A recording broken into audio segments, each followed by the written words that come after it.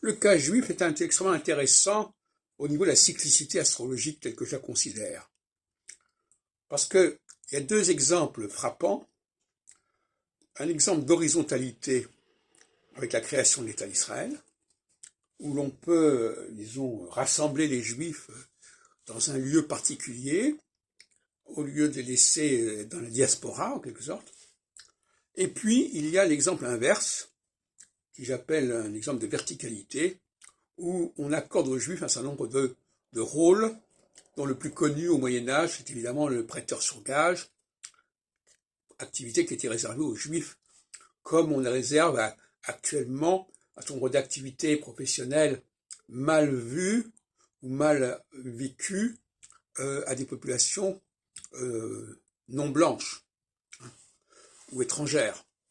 Voilà. Donc il y a ces deux aspects-là qui alternent, c'est-à-dire qu'en fin de compte, l'identité des Juifs, elle est écartelée entre ces deux pôles, l'horizontale, qui est l'existence dans un pays donné d'une population juive, et la verticale, où la population juive se trouve cantonnée soit au Moyen-Âge vers le bas, soit de nos jours plutôt vers le haut.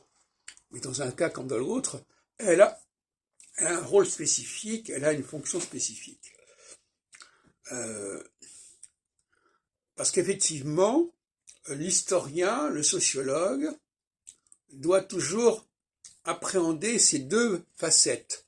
La facette horizontale, c'est-à-dire la mise en place de structures réservées à certaines populations, le lieu réservé à certaines populations, c'est géographiquement bien circonscrit, et une structure verticale, où ce ne sont plus des lieux, mais des milieux. Dans tel milieu, certaines populations sont considérées comme prioritaires, comme ayant un rôle à jouer majeur, comme par exemple les questions de sécurité qui sont réservées, dans bien des cas, à une certaine population, à telle enseigne que l'on n'imagine même plus aujourd'hui que la sécurité d'un magasin puisse être assurée par un blanc, par exemple. Ça n'existe quasiment plus. Mais c'est une chromatique qui a sa fonctionnalité, sur laquelle je ne discute pas, mais qui ne peut pas exister de manière permanente.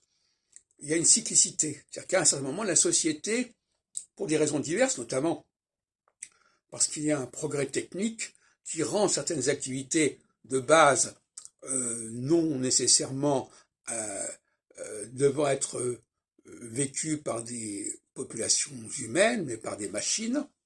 Et à ce moment-là, ces populations de base doivent être transférées dans des lieux qui leur sont réservés, qui leur appartiennent, ce qu'on pourrait appeler la loi du retour, par exemple. On appelle ça comme ça dans le monde juif. Et cette loi du retour, elle n'est pas respectée. Il n'y a pas d'aller-retour. C'est ça qui me paraît gênant.